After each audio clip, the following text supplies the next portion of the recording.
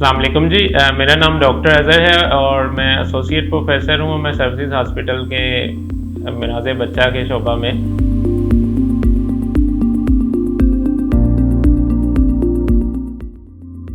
तो आज हम बात कर रहे हैं एक बहुत ही बच्चों की कॉमन प्रॉब्लम, जिसको हम इंग्लिश में डायरिया कहते हैं या उर्दू में इसहाल या पेचिश कहा जाता है। तो बेसिकली होता क्या है, इसके अंदर के बच्चे आपका अचानक साल घर में अल्हम्दुलिल्लाह बच्चे होते हैं, अचानक ही पतले पखाने शुरू कर दिए।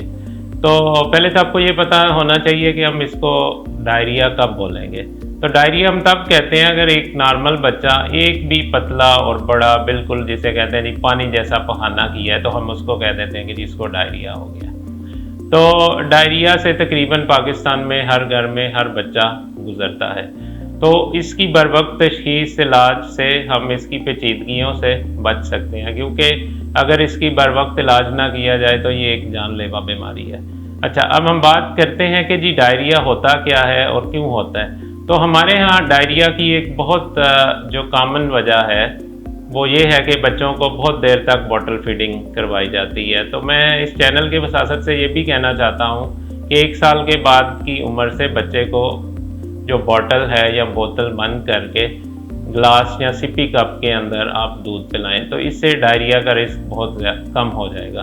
और जितनी देर या लंबा अरसा आप उसको बॉटल फीडिंग कराएंगे, उससे डायरिया का रिस्क ज़्यादा रहेगा आम बच्चे की निस्बत से।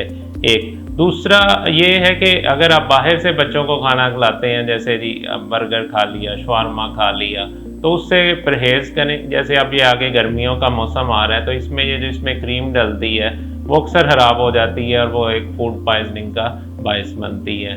और सबसे अहम बात कि आप जो पानी इस्तेमाल कर रहे हैं वो या तो फिल्टर प्लांट का हो, या सबसे बेस्ट ये है कि आप घर में उबाल के बच्चों के लिए पानी इस्तेमाल करें। और बच्चों को ये भी कहें कि अगर स्कूल जा रहे हैं तो घर से ही उनकी बोतल पानी की भर के स्कूल से, हमारे यहाँ ज़्यादातर जो नल का पानी है वो साफ़ नहीं है, उससे साथ बच्चों में इन्फेक्शन होता है। तो अगर हम इसको समराइज़ करें कि जी किन चीज़ों से बचना है, तो एक अपने बच्चे की बोतल बर वक्त बंद कर देनी है, 1 साल के बाद इस्तेमाल नहीं करनी। बाहर से खाने पीने से बिल्कुल परहेज़ एहतियात करनी है। अगर कुछ खाएं भी तो ऐसी चीज़ खाएं जो प्रॉपरली कुक्ड हो और जिसमें क्रीम का इस्तेमाल ना हो। और पानी की सफाई का ख्याल रखना है और बच्चों को ये समझाना है कि जब वॉशरूम इस्तेमाल करके आएँ और खाना खाने से पहले हाथ लाजमी धोएं। क्यों? अच्छा, अब अगर डायरिया हो गया तो आपने करना क्या है? तो इसके लिए जो एक दफ़ा अगर बच्चे का पेट गड़बड़ हो गया है, तो जो सबसे अहम बात है आपने जो ध्यान रखना है कि बच्चे के अंदर पानी की कमी ना हो। तो डायरिया होने की सूरत में आपने फौरी तौर पे बच्चे को, चाहे आपका डॉक्टर, हॉस्पिटल, किसी से भी रब्ता नहीं, एक तो आपने नरम ग़िज़ा शुरू कर देनी है। केला, खिचड़ी, दही, ये सदियों से आज़मूदा नुस्खा है, तो आमतौर पे बहुत सारे डायरिया इसी से ही ठीक हो जाते हैं। और अगर बच्चा बहुत ज़्यादा पतले पखाने कर रहा है तो ORS, जिसको आम ज़बान में निमकोल कहते हैं, वो आप उसका पैकेट जो भी अवेलेबल हो उसकी हदायत पढ़ के उसका इस्तेमाल शुरू कर दें। हर पतले पखाने के बाद बच्चे को औसतन जो है 1 साल का बच्चा है या उससे बड़ा 3 से 5 औस आपको ORS या निमकोल पिलाना चाहिए। और उसके साथ ग़िज़ा में तब्दीली कर लेनी चाहिए। और फिर आपको फौरी तौर पे अपने करीबी मौलिद से अपनी सहूलत के हिसाब से, बस इसमें ये बात एक ज़हन में रखिएगा कि पानी की कमी ना हो, क्योंकि वो जानलेवा होती है।